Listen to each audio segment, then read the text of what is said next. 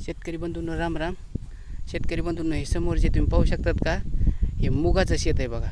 इथं आपला घरी खाण्यासाठी आपण हे साधारणपणे 10 गुंठे शेत आहे. तिथे मुगाची पेरणी केली होती. मुगाची पेरणी केल्याच्या नंतर तुम्हाला सांगतो, मूग तर आपल्या हाती लागलाच नाही. कारण कशामुळं सतत पाऊस चालू होता आणि इकून तिकून मुठभर शेंगा समजा ज्या तोंडाला आलेला जे काही घास होता का, उद्या समजा खुडायचं म्हणून आदल्या दिवशी जे टुकरं आले म्हणतात, तर पूर्णपणे सगळा मूग आपला असा घोरमाडून घेतला. नुसता वास सुटू लागला त्या डुकरं हिंडले त्याचा. आणि कुठं मोठं 4-2 शेंगा त्या आपण तोडून घेतल्या.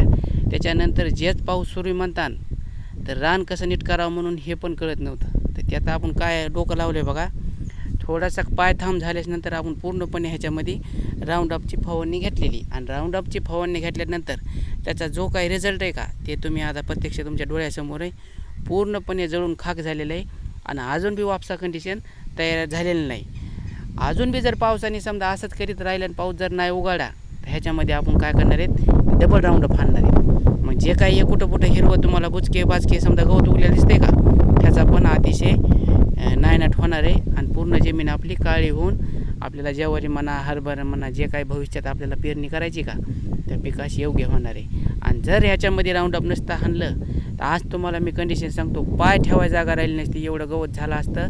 आणि आऊत बी चाललं नसतं आणि काहीच चाललं नसतं. मग त्यात हाणावं लागला असता आपल्याला रूटर, आणि रूटरचा खर्चा परत वाढला असता आणि ते काय आपल्या खिशाला परवडून नसतं.